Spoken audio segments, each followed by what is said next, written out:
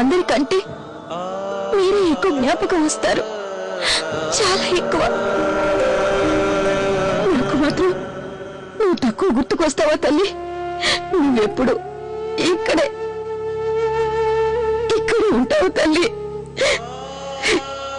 నా ఆశీస్సులు నీకు నీ సంతానానికి సదా ఉంటాయి. మహారాజా, ఆ తిరుగుబాటు మరింత తీవ్రం కాకముందే మనం దాన్ని అణిచివేయాలి.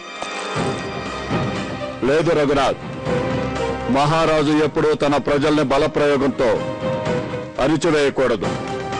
ఏమండి రాజేంద్ర గారు, ఇలాంటి పరిస్థితే గనక మీకెదురై ఉంటే తమరు దాన్ని ఎలా ఎదుర్కొనేవారు? ఇలాంటి పరిస్థితి ఎదురైనప్పుడు ఎంతటి పెద్ద మహారాజైనా కూడా రాజకీయ పరిభాషని ఉపయోగించాల్సి ఉంటుంది. కానీ రాజేంద్ర గారు, తమరి మాటల్లోని అంతరార్థం ఏమిటో మాకు అర్థం కావట్లేదు. మహారాజా, తిరుగుబాటుదారులను సంబోధించాల్సి వచ్చినప్పుడు తమరు ఎలా మాట్లాడాలంటే దాంతో మీ లక్ష్యమూ నెరవేరాలి, అదే సమయంలో తిరుగుబాటుదారులు కూడా సంతృప్తి చెందాలి. అంతే. గంగాధరరావుకి రాజేంద్రుని సూచన నచ్చడంతో ఆయన తిరుగుబాటుదారులను సంబోధించడానికి సంసిద్ధుడయ్యాడు. మీరంతా మనస్ఫూర్తిగా మమ్మల్ని మీ సంరక్షకుడిగా ఎంచుకున్నారు. అందువల్ల దయచేసి మా మనోభావాలను అర్థం చేసుకోండి. మా మాట నమ్మండి. మేము మా ఆదేశం ఏదైనా బలవంతంగా మీ మీద రుద్దటం లేదు. మీ అందరికీ తెలుసు, ఒకానొక సనాతన సంప్రదాయాన్ని, ధర్మాన్ని మనం అనేక సంవత్సరాలుగా పాటిస్తూనే వస్తూ ఉన్నాం. అలాంటి ధర్మానికి కొన్ని అరాచక శక్తులు విఘ్నాలను కలిగిస్తూ వేరెత్తి చూపుతున్నాయి. దాని పరిణామంగా మన ఝాన్సీ రాజ్యంలోని ప్రేమపూర్వక వాతావరణంలో అశాంతికర ఉన్మాద అవస్థ తాండవం చేస్తోంది.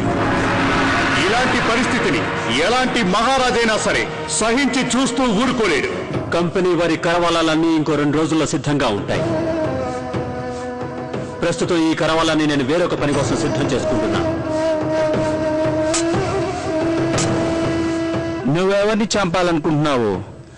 ఆ వ్యక్తిని చంపడం అంత తేలికైన పని కాదు. ఆ వ్యక్తి ఝాన్సీ మహారాజు.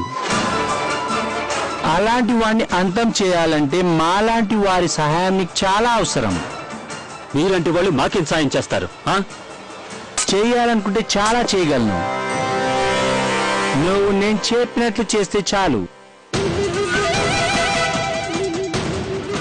నెల్సన్ గారు, మనిద్దరూ ఒకే పడవలో ప్రయాణం చేస్తున్నాం.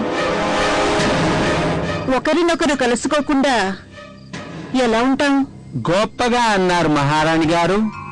చాలా గొప్పవారు మీరు. ఆ కమ్మరివాడి శంకర్ని మీరు దారిలో పెట్టారా లేదా? ఎవరిని ఎలా దారిలో పెట్టాలో ఈ నెల్సన్ కి బాగా తెలుసు. నేను వేసే ఎత్తు ప్రకారం మొత్తం ఝాన్సీ అంతా కల్లోలం ఏర్పడుతుంది. దాంతో అప్పుడు ఆ గంగాధరరావు గద్దె దిగక తప్పదు మహారాణి. తెలివితేటలంటే అవే నెల్సన్ గారు. బాగా రాత్రైపోయింది, కానీ కమిషనర్లో ఉన్న నెల్సన్ గారికి ముఖ్య సమాచారం తెలియజేయాలి. అక్కడ విధులలో నానాసాహెబ్ పేష్వా అయిపోయాడని, యుద్ధంలో కెప్టెన్ క్యాన్బెరీ చచ్చిపోయాడని తెలిపాలి. నెల్సన్ పరువు మాత్రమే కాదు, బ్రిటిష్ ప్రభుత్వం వారి పరువు కూడా మంట కలిసిపోయింది. ఈ సమాచారం ఆయనకి తెలియజేశాక నాకు ఏ గతి పడుతుందో ఏమో. నెల్సన్ గారు, రేపు సూర్యోదయం అవ్వగానే గంగాధర్రావు బతుకులో చీకట్లు అలుముకుంటాయి. ఆ ఉదయం మన బతుకుల్లో కాంతిని నింపబోతోంది. ఇక్కడ ఝాన్సీలోనేమో గంగాధర్రావు సింహాసనం కోల్పోతాడు, అక్కడ విధులలో ఏమో మన రాణి ఝాన్సీ లక్ష్మీబాయి తనకు పుట్టబోతున్న వారసుడితో సహా పైలోకాలకు చేరుకుంటుంది.